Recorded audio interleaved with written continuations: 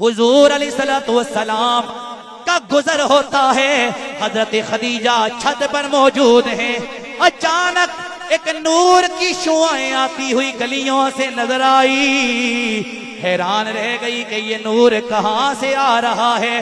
جب آپ نے غور کیا کیا دیکھا؟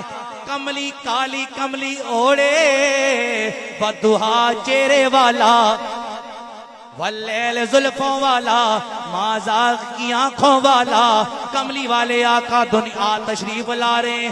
جب حضور کے چہرے پہ حضرت خدیجہ الکبریٰ کی نظر پڑی دیکھتی رہ گئی۔ آپ کا خادم میسرہ نام تھا، اس کو بلایا اور آپ نے فرمایا بتاؤ یہ گزرنے والا کون تھا؟ میسرہ کہنے لگا میں معلومات کر کے بتاؤں گا یہ کون تھا۔ جناب ڈیوٹی لگ گئی، معلوم کرو یہ شان والا حسین و جمیل کون ہے۔ معلومات کی گئی، میسرہ معلومات کر کے آ گیا، کہنے لگا اے خدیجہ اے ملکہ، یہ ایک محمد صلی اللہ علیہ وسلم محمد نامی ایک شخص ہے جو عبداللہ کا بیٹا، آمنہ کا بیٹا، اور اس کے دادا کا نام عبد المطلب ہے، اور یہ اس کا یہ تعارف ہے۔ آپ نے فرمایا کیا تو اسے میرے پاس لا سکتا ہے؟ وہ کہنے لگا کوئی مسئلے والی بات نہیں، میں لے آؤں گا۔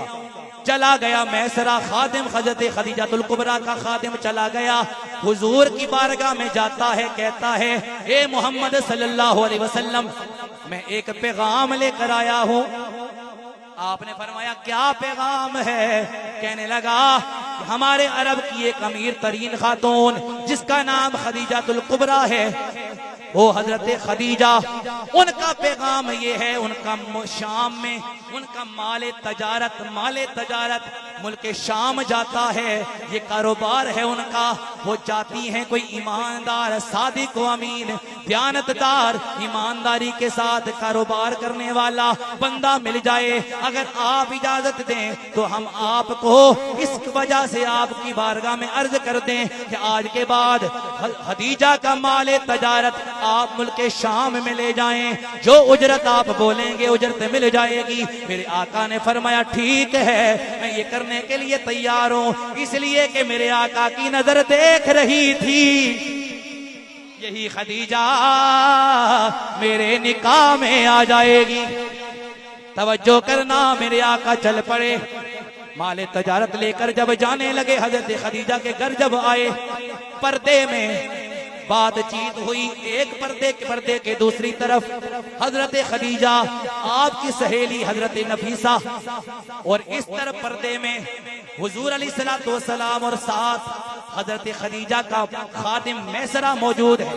بات چیت ہو گئی، سارا معاملہ طے ہو گیا، حضور مال تجارت لے کر میسرہ کے ساتھ ملک شام چلے گئے۔ جب کافی عرصے کے بعد 3 مہینے کے بعد مال تجارت بیچ کر واپس آتے ہیں، حضرت خدیجہ رضی اللہ تعالیٰ عنہ میسرہ سے کہتی ہیں میسرہ بتا کیا معاملہ ہوا؟ میسرہ کہتی ہیں بتا کیا معاملہ ہوا؟ توجہ، میسرہ سے حضرت خدیجہ نے فرمایا میسرہ بتا کیا معاملات پیش آئے ہیں؟ میسرہ کہنے لگا کیا بتاؤں، جب اندھیرے میں سونا چلتا تھا اجالا ہو جاتا، جب وہ اندھیرے میں چلتا تھا اندھیروں میں بھی اجالا ہو جاتا تھا، جب وہ مسکراتا تھا اندھیرے میں اجالا ہو جاتا تھا، جب وہ گزرتا تھا گلیوں سے گلیاں مہک جاتی تھی، جب وہ دھوپ میں چلتا تھا بادل سایہ کرتے تھے، جب وہ چلتا تھا جانور سلام کرتے تھے، پتھر سلام کرتے تھے۔ جب یہ شان سنی حضرت خدیجہ نے کہنے لگی یہی ایسا انسان مجھے چاہیے، ایسا انسان مجھے مل جائے۔ اپنی سہیلی نفیسہ کی ڈیوٹی لگائی، نفیسہ میرے نبی کی بارگاہ میں آ گئی اور کہنے لگی یہ محمد صلی اللہ علیہ وسلم میری حضرت خدیجہ کے بارے میں کہا، خدیجہ میری سہیلی جو بہت امیر خاتون ہے وہ آپ سے شادی کرنا چاہتی ہے، آپ کا کیا خیال ہے؟ تھوڑی دیر گزرنے کے بعد میرے نبی نے فرمایا میں کرنے کے لیے تیار ہوں۔ نکاح کرنے کے لیے توجہ کیجیے. اچھا کیا ہوا جی؟ حضور نے فرمایا میں تیار ہوں. آپ مجھے بتائیں توجہ, حضور کی عمر ہے 25 سال, 25, اور حضرت خدیجہ کی ہے 40 سال. حضرت خدیجہ رضی اللہ تعالی عنہا آپ کی عمر 40 سال, میرے مصطفیٰ کی عمر 25 سال.